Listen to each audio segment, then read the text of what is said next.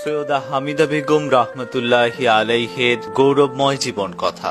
মহান সংস্কারক মোহাম্মদ ইসলামের পুনর্জীবন দানকারী সুফি সম্রাট সৈয়দ মাহবুবে খোদা মাদ্দাজিল্লাহুল আলী হুজুরের সহধর্মণী হলেন কুতুবুল আক্তাব হযরত সৈয়দা হামিদা বেগম রহমতুল্লাহি আলাই। কুতুবুল আক্তাব হযরত সৈয়দা হামিদা বেগম রহমতুল্লাহি আলাইহের পিতা হলেন উপমহাদেশের প্রখ্যাত ওলি আল্লাহ ইমাম সৈয়দ আবুল ফজল সুলতান আহমদ চন্দ্রপুরী রহমতুল্লাহি আলাই। মাতা বিশিষ্ট সুফি সাধক হযরত সমীরুন্নেসা খানম রহমতুল্লাহি আলাই। পিতামাতার 5 কন্যার মাঝে হযরত সৈয়দা হামিদা বেগম রহমতুল্লাহি আলাই হলেন চতুর্থ।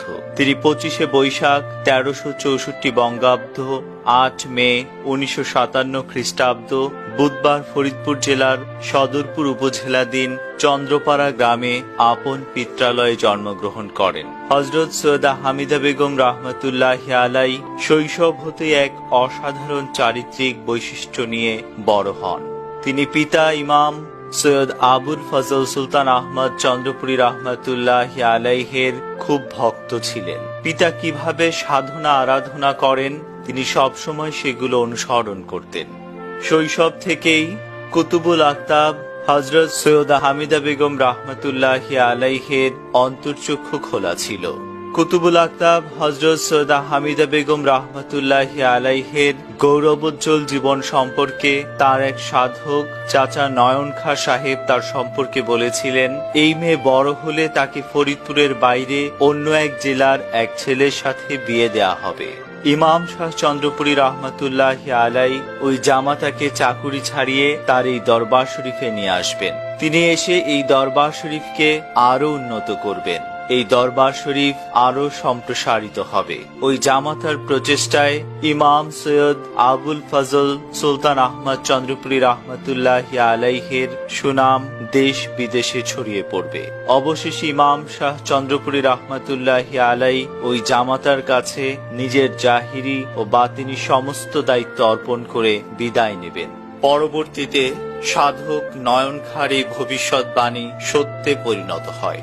প্রসঙ্গত উল্লেখ্য যে সুফি সম্রাট হযরত দেওয়ানবাগী মাদ্দাজিল্লাহুল আলী হুজুর কেবলাজান বার্ষিক ওরস অনুষ্ঠানে যোগদানের জন্য 3রা ফেব্রুয়ারি 1974 খ্রিস্টাব্দে তার মোর্শেদের দরবার শরীফে গমন করেন। তাকে দেখেই ইমাম সৈয়দ আবুল ফজল সুলতান আহমদ চন্দ্রপুরী রহমতুল্লাহি আলাই চিনে ফেলেন।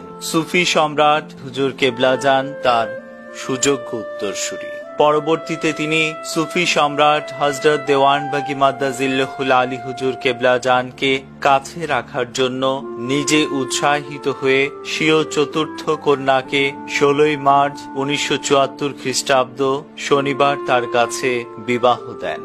তিনি ব্যক্তিগত জীবনে ধর্মীয় সাধনা ও আরাধনার ক্ষেত্রে খুবই সচেতন ছিলেন। ইসলামী শরীয়ত মোতাবেক পর্দার বিধান তিনি পুঙ্খানুপুঙ্খভাবে পালন করতেন।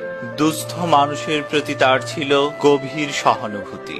এ কারণে গরিব মিসকিনদের তিনি সবসময় সাহায্য করতেন। সমাজে নারীদের মর্যাদা সমুন্নত রাখার জন্য তিনি ইসলামী পর্দা প্রথা মেনে চলার জোর তাগিদ দিতেন। সমাজে পুরুষের পাশাপাশি নারীরাও সাধনা করে যেন আল্লাহ ও হযরত রাসূল সাল্লাল্লাহু আলাইহি ওয়াসাল্লামের নৈকট্য হাসিল করতে পারে সেজন্য তিনি বিশেষভাবে গুরুত্ব আরোপ করেছেন। তার নিকট থেকে শিক্ষা লাভ করে অগণিত মহিলা আল্লাহ ও হযরত রাসূল সাল্লাল্লাহু আলাইহি ওয়াসাল্লামের ইশক ও মহব্বত হাসিল করে আশিকা রাসূল হওয়ার সৌভাগ্য অর্জন করেন। তিনি নবী নন্দিনী হযরত মা ফাতেমা রাদিয়াল্লাহু তাআলা আনহার গৌরবময় জীবনের উপর আদর্শ রমণী হযরত মা ফাতেমা রাদিয়াল্লাহু তাআলা আনহা নামক একটি গ্রন্থ রচনা করেন।